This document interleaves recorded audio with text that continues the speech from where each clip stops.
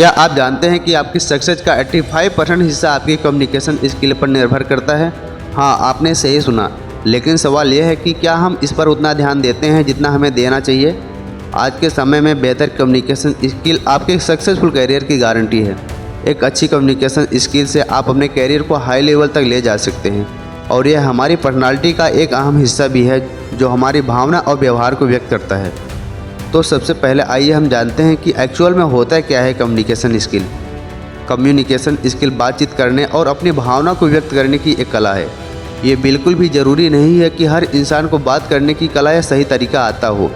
Communication skill ही ऐसा skill है जिसका डिग्री और पढ़ाई लिखाई से कुछ भी लेना देना नहीं है, क्योंकि ये ज़रूरी नहीं है कि हर पढ़े लिखे और डिग्रीधारी इंसान की कम्युनिकेशन स्किल बहुत अच्छी ही हो।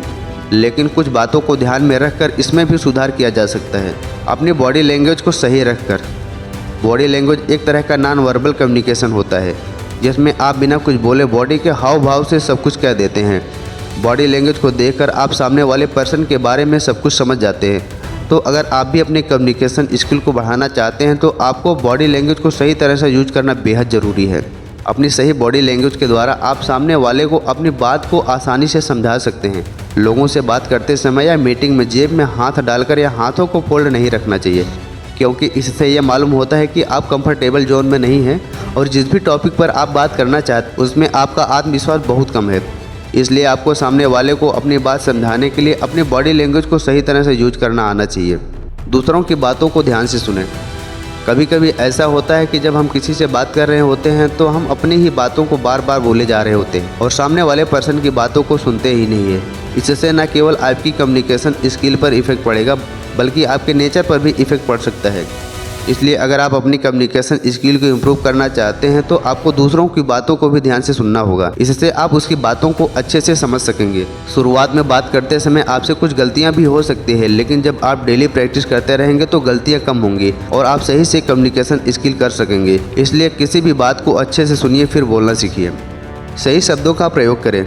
किसी से बात करते समय आपको सही शब्दों का यूज करना आना चाहिए।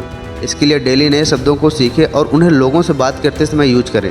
स्टार्टिंग में आपको लोगों से बात करते समय अपनी आवाज़ को स्लो रखना है और सही शब्दों को बोलना है। बहुत बार ऐसा होता है कि जल्दी में लोग कम्युनिकेशन करते समय गलत शब्दों का प्रयोग कर जाते हैं। आपको धीरे बोलना है और अपने शब्दों को स्पष्ट बोलना है जिससे सामने वाला व्यक्ति आपकी बातों को अच्छे से समझ सके। Daily practice. अगर आप दिल से अपनी कम्युनिकेशन स्किल को इम्प्रूव करना चाहते हैं तो आपको डेली प्रैक्टिस करनी होगी। आपको डेली कम्युनिकेशन स्किल के कुछ वर्ड याद करने होंगे और इन याद किए गए वर्ड को हफ्ते में 2 बार दोहराना होगा, क्योंकि अगर आप एक बार पढ़ने के बाद इन्हें दोबारा नहीं देखेंगे तो भूल जाएंगे।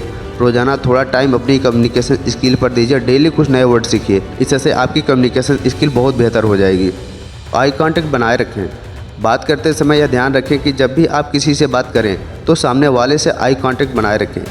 इससे हमारी सिंसियरिटी और इंटरेस्ट दोनों दिखाई देता है और साथ ही हमारे इमोशन भी साफ साफ दिखाई देते हैं। ये हमारी कम्युनिकेशन स्किल को और इफेक्टिव बनाती है। वहीं ऐसे बात करते समय आपको कॉन्फिडेंस लेवल भी बढ़ता है। आपको कॉन्फिडेंट दिखना बेहद ज़रूरी। किसी से बात करते समय कॉन्फिडेंट रहना बेहद ज़रूरी होता है। यह तभी हो पाएगा जब आप निडर रहेंगे, श्योर रहेंगे।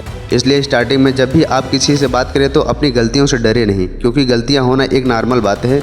लेकिन जब आप धीरे धीरे बोलना सीख लेंगे, आपकी कम्युनिकेशन स्किल अच्छी हो जाएगी तो पूरे कॉन्फिडेंस के साथ आप किसी भी फंक्शन, पार्टी में या कहीं पर बोल सकेंगे। दोस्तों, अब तक जितने भी बातें हमने आपके साथ शेयर किया है उनको अपनाकर आप अपने कम्युनिकेशन स्किल को पूरी तरह से इम्प्रूव कर सकते हैं।